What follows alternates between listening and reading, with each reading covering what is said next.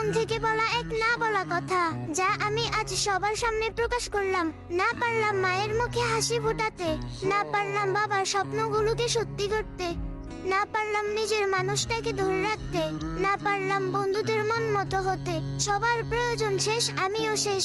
ভালোবাসা খুঁজতে গিয়ে প্রতিদিন আমি একা হয়ে যাই। চেহারা খারাপ বলে মানুষ আমাকে অবহেলা করে, টাকা নেই বলে হয়তো সবাই দূরে সরে যায়। সব সময় হাসি খুশি থাকি বলে সবাই মনে করে আমার কোনো দুঃখ নেই, আমি ভালো আছি বেশ। কিন্তু ভিতরে যে একটা ছেলে প্রতিদিন মরছে, সেটা আর কেই বা দেখছে। রাতে ঘুম আসে না, শুধু চিন্তাগুলো জাগে। নিজের জীবনটাই এখন নিজের কাছে ভালো লাগে না। আমি কাউকে ঠকাইনি, তবুও দোষী আমি। আমি একটু ভালো থাকতে চেয়েছিলাম, কিন্তু কষ্ট হয়ে গেল প্রতিদিনের সঙ্গে। বাজে নেশা করি না আমি, তবুও সবাই আমাকে খারাপ ভাবে। চুপচাপ থাকা ছেলেগুলাকেই সবাই সব সময় খারাপ ভাবে। নিজের কষ্টগুলো কাউকে বোঝাতে পারি না, কারণ এই পৃথিবীতে এখন অনুভূতির কোনো দাম নেই। 18-19 বছরের ছেলেগুলো ভিতরে ভিতরে শেষ হয়ে যাচ্ছে।